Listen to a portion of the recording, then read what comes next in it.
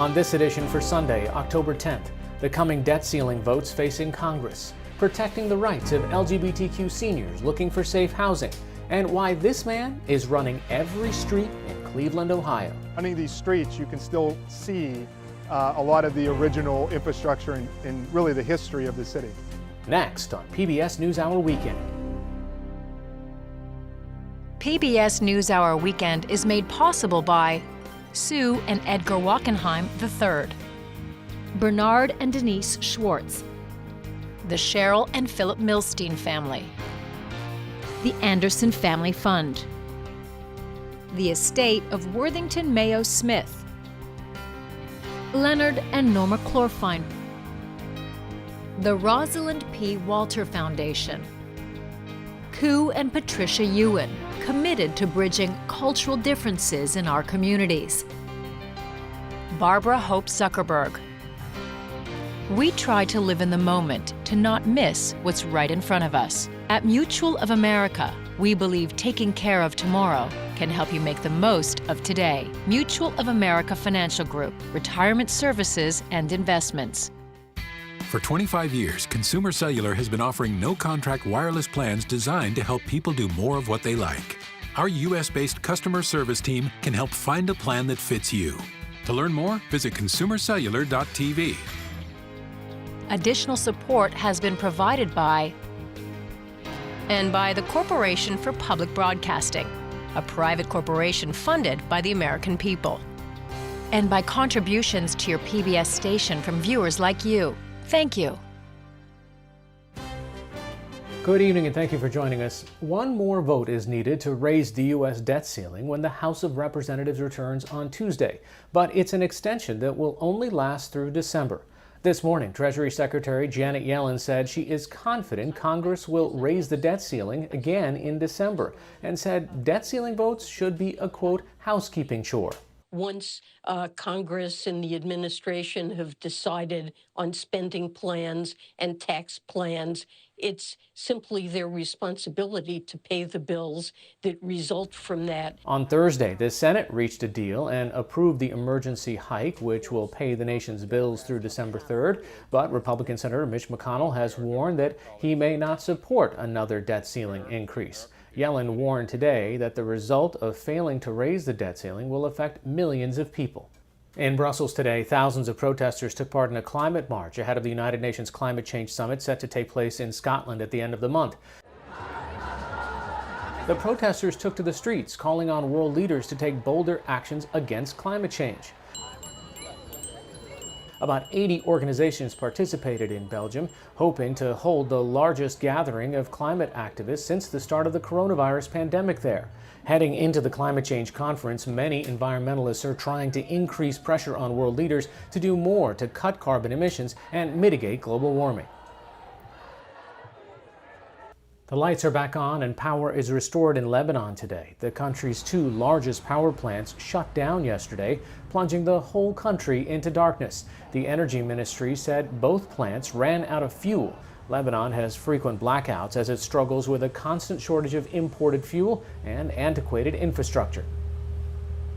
In Iraq, voters cast ballots today in the country's fifth parliamentary election since the U.S. invasion in 2003. The vote was held 6 months early in response to mass anti-government protests in 2019 that saw more than 600 people killed. Groups aligned with the Shia Muslim majority are expected to dominate the election, with populist Shiite cleric Muqtada al-Sadr's party expected to emerge as parliament's largest faction. Today's vote was marked by a boycott from activists who took part in the 2019 protests, and there were widespread reports of low voter turnout.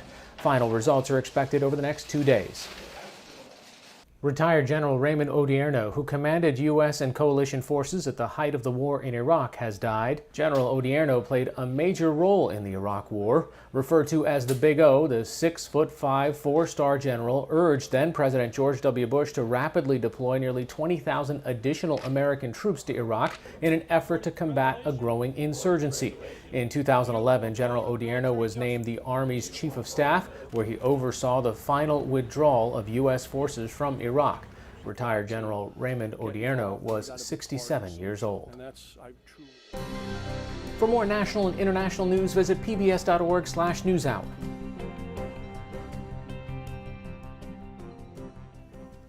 Representatives of the U.S. and Afghanistan's ruling Taliban government are restarting talks in Doha, Qatar this weekend.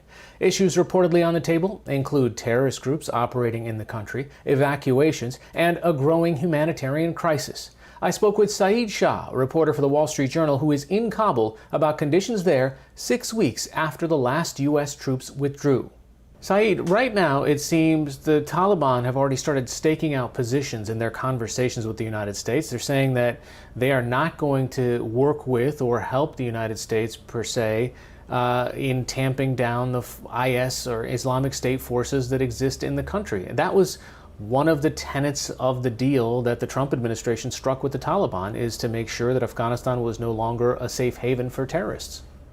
Well, the deal they struck was that Afghanistan would no longer be a safe haven for international terrorists. The local branch of Islamic State has so far, anyway, hit Afghan targets. It used to hit the former government, it used to hit the Shiite minority. Since the Taliban has taken over, it's also been hitting the Taliban pretty hard as well. So the Taliban's point of view is that we can handle the ISIS threat here. Tell me a little bit about the situation in Afghanistan right now. You've been reporting from different parts of the country. Is the Taliban different depending on where you travel to? There are some differences. In Kabul, you notice there is a huge amount of discipline among both the leadership and the rank and file. And they're smartly turned out in uniforms, patrolling, manning checkposts and so on. Further away from Kabul, most are not uniformed. And we've seen in places, for instance, that they've done public hangings, which has not taken place in Kabul. So overall, it seems that they are following orders very strictly, and it's the nature of an insurgent movement that they are extremely disciplined. One of the big concerns has been the fate of those Afghans who helped American forces that are still stuck in the country. I know there are volunteers from around the country here who are still working to try to get them out. It's very difficult to get out of Afghanistan. Essentially, the land borders are closed to Afghans, to countries like Central Asia, Iran, Pakistan. Flights are not properly going. There are a few flights which are heavily booked out and extremely expensive, unaffordable for most ordinary Afghans. And the Taliban is reluctant to see a further exodus of people. You had also reported a little earlier about the kind of economic and humanitarian crisis that is facing the country right now as you head kind of into winter. Yeah, it is essentially a crisis situation with the takeover by the Taliban. International aid was cut off, and the economy was entirely dependent on it. So there is growing hunger, there is joblessness, there's a lack of shelter because a lot of Afghans were displaced as a result of the war, and there are only a few short weeks left before winter really bites. The international community has pledged $1 billion in emergency assistance for Afghanistan, but it essentially has not arrived. And aid agencies are saying time is running out. The international community is extremely concerned that this money doesn't fall straight into Taliban hands. And it is worried that women will not benefit from it, or that women aid workers will not be able to work in the field. And the Taliban has not been able to give the sort of assurances that the international community wants on that. Saeed Shah of the Wall Street Journal joining us from Kabul tonight. Thanks so much. Thank you.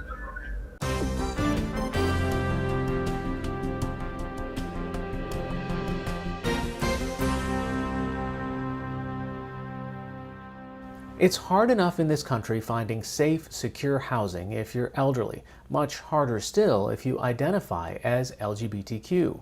Tomorrow is National Coming Out Day, but tonight we have a story about some of the 2.4 million seniors who identify as LGBTQ going back in the closet.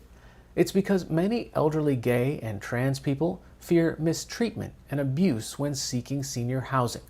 The Fair Housing Act prohibits the denial of housing based on race, religion, or sex, but there is no federal law that explicitly protects people based on their sexual orientation or gender identity.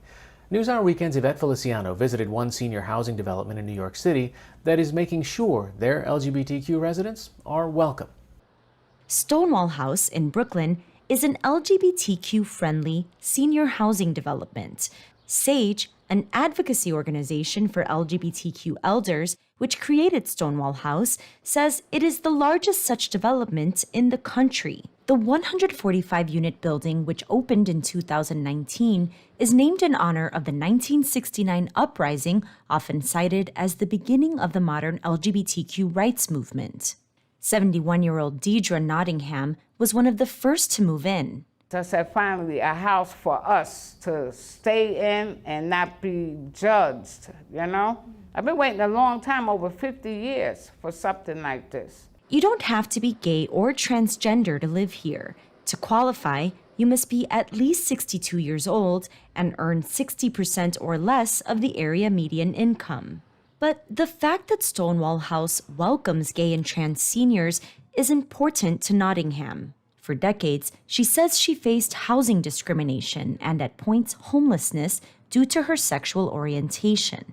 It began at 14 when she came out as lesbian and her family kicked her out on the street. It just got worse from there. When I was younger, me and my girlfriend, they wouldn't rent to us.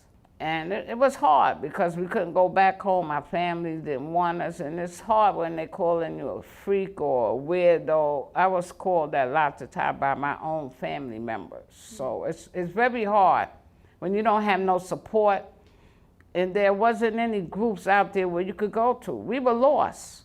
Nottingham says before coming to Stonewall House, she lived in 8 other residential long-term care facilities over the last 12 years. Each included some level of neglect or hostility by staff and other elderly residents. They did not want gay people there. They always made remarks and cursed at me when I came outside, so I just couldn't take it. I was afraid that they was gonna set my door on fire or something. Were you ever tempted to hide who you were in these housing situations? A couple times I was scared. According to SAGE, gay and trans seniors face more obstacles than their straight counterparts. They're more socially isolated because they are less likely to have children and are more likely to live alone or be estranged from their families.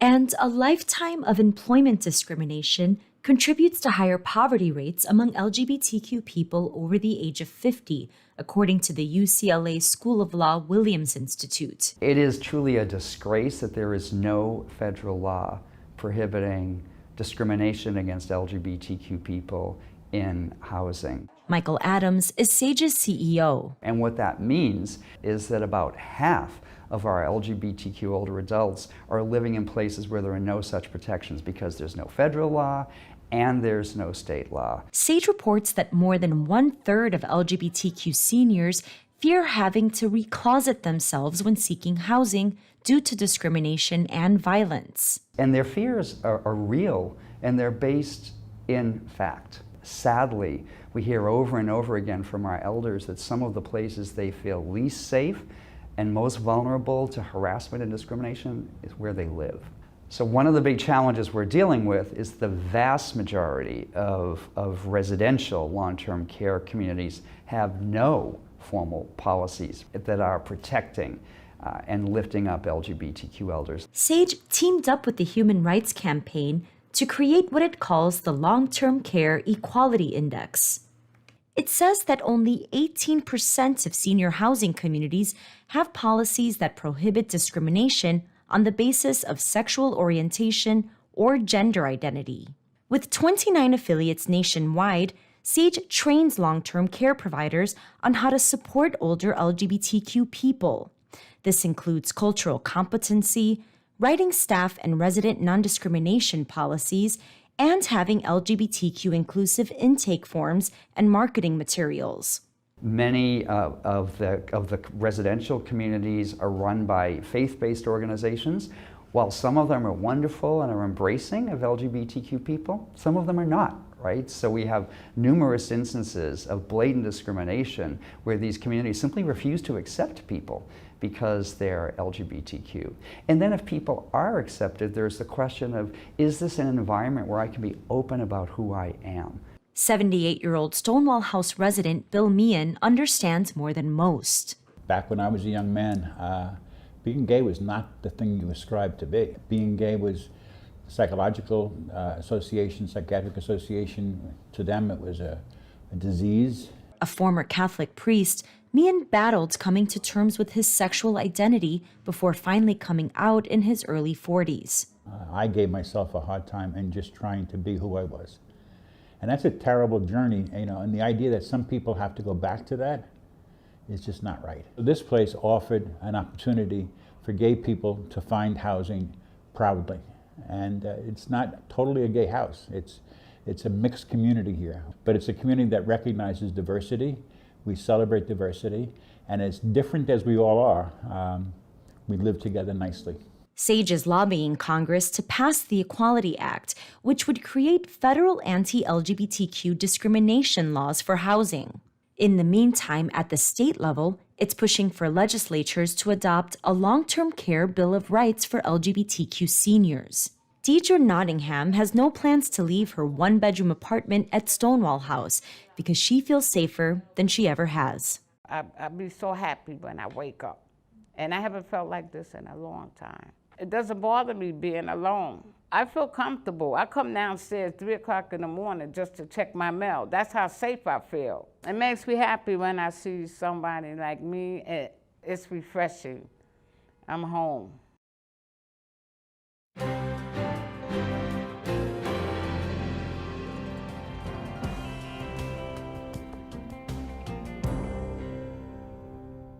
Tomorrow, about 20,000 runners will compete in the 125th Boston Marathon.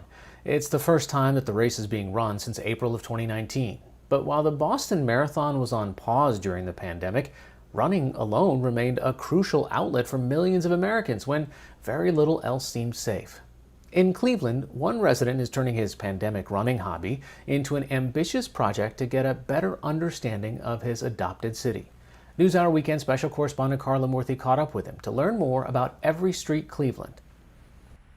Phil Kidd is on one of his runs, about 6 miles long on average, and at a pace that would leave many weekend warriors in the dust. But the 42-year-old isn't training for a race. He's systematically running every street in Cleveland, about 3,000 miles or so, as part of a project to document and better understand this Rust Belt city. Cleveland is a city that was built for 1 million people, but only about 372,000 people live here now. And there's been a lot of loss over time. There's been a lot of demolition. There's been a lot of change. But running these streets, you can still see a lot of the original infrastructure and really the history of the city. For the last year and a half, Kidd has been posting his runs along with photos and historical context on his blog, Every Street Cleveland. It's a personal project, but one that he says informs his work as a city planner with a local nonprofit. It gives you such a deeper context to the history of how and why certain parts of the neighborhood developed the way they did, what immigrant groups came in initially and then after. You can see that reflected in everything from architecture style to names of businesses and change to street names. When you're thinking about doing the type of work that I do, which oftentimes has to do with redevelopment, things that could impact longtime residents that have lived here, having that deep level of understanding in that context helps inform all those decisions that you make. So it's been really, really important. Kidd extensively researches and plans each route in advance to make sure he doesn't miss a street or known landmark. And he tracks himself using GPS on his phone, creating a Pac-Man-like record of where he's run. It's just a constant kind of balance between keeping my eye on my GPS, then stopping, photo documenting, turning this back on, and I still got the music playing and not get hit by a car. So. It's a lot. It's a lot. It's a lot going on, yeah. We followed him on a run in his West Cleveland neighborhood, and first stop was an old industrial building at the end of a dead-end street. This is the old Westinghouse building, which was one of the 2 major industrial businesses that helped form this neighborhood. Westinghouse used to manufacture industrial lighting here and employed more than 500 people. In recent years, a developer has proposed turning this building into a residential development. Kidd says this historical building is just one example of the kind of thing he likes to highlight on his blog. A lot of people are going to drive on the Shoreway right down here, and they see this huge towering facade, and they see Westinghouse on top and the logos there, but they're not going to see this. And they're not even going to really see the rest of that facade unless they're coming up into this neighborhood. And this is a dead-end street, so what reason would someone have to really even come down here? That's the reason why I do the blog and why I run every street, is I want to tell those stories and expose those cool things. And there's lots of this in every neighborhood all throughout Cleveland. Telling those stories means capturing what he sees. We can get a sense of this ornate metal artwork, but then also you can kind of catch a glimpse of the new development on the end. So it tells a story in some way. After running past some newer residential developments and a park, which he notes the city will be redoing with community input in the next couple of years, Kidd ends up in another formerly industrial area. This one famous for manufacturing Energizer batteries. A lot of those former industrial sites have been repurposed for new residential housing. So that's kind of been the trend here. But it still, has kind of an industrial kind of feel to it. There's still an active rail line. So it's really kind of a mix of old and new. Next stop is a pedestrian tunnel under the train line with an intricate mosaic mural designed by a local artist more than 15 years ago. And that's a map of the neighborhood and the streets we just ran through. So yeah, really, really cool. Documenting details in the mural, Kidd notes the significance of a nondescript travel agency building that was run by the family of a former council member. His father was the one that prevented a highway from cutting right through this area and bisecting this neighborhood during the whole urban renewal process. So it's kind of a cool little nod to them. So far, Kidd has completed 55 runs and a total of 336 miles, which is only about 10% of Cleveland's streets. He says the length and depth of the project is part of the point. Each run exposes him and his readers to things he didn't see before. To me, it's like seeing the Matrix. You can kind of see the layers, the history, and I know what's on all the little back alleys. I know the story behind why this street is named after this person. I know how the city got the land for this park from a landfill development project that went awry. All of that kind of information is really interesting, and I think when people are reading about that, they find it fascinating too. This is PBS NewsHour Weekend, Sunday.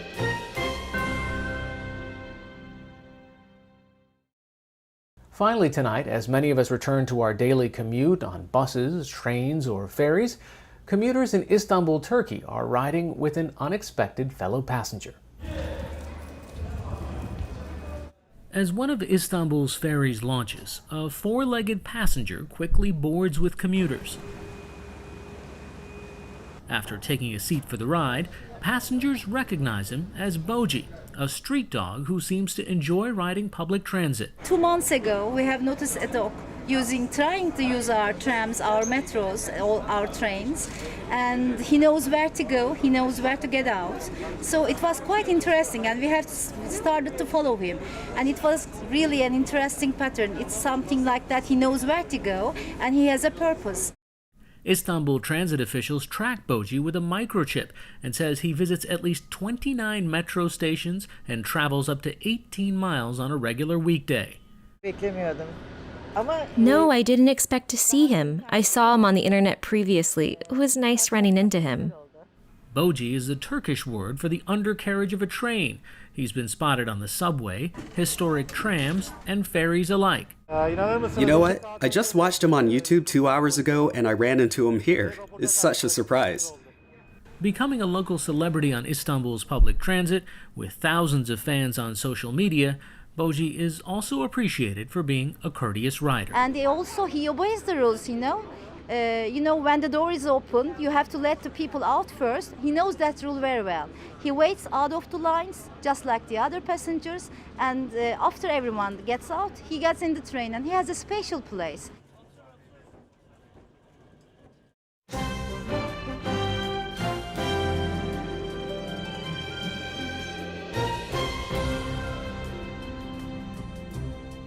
That's all for this edition of PBS NewsHour Weekend. For the latest news updates, visit pbs.org/newshour.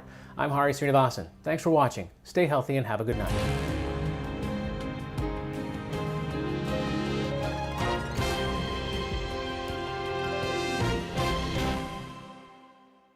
PBS NewsHour Weekend is made possible by Sue and Edgar Wackenheim III, Bernard and Denise Schwartz, the Cheryl and Philip Milstein family, the Anderson Family Fund, the estate of Worthington Mayo Smith, Leonard and Norma Chlorfine, the Rosalind P. Walter Foundation, Koo and Patricia Ewan, committed to bridging cultural differences in our communities, Barbara Hope Zuckerberg. We try to live in the moment, to not miss what's right in front of us. At Mutual of America, we believe taking care of tomorrow can help you make the most of today. Mutual of America Financial Group, retirement services and investments. Additional support has been provided by Consumer Cellular and by the Corporation for Public Broadcasting, a private corporation funded by the American people, and by contributions to your PBS station from viewers like you. Thank you.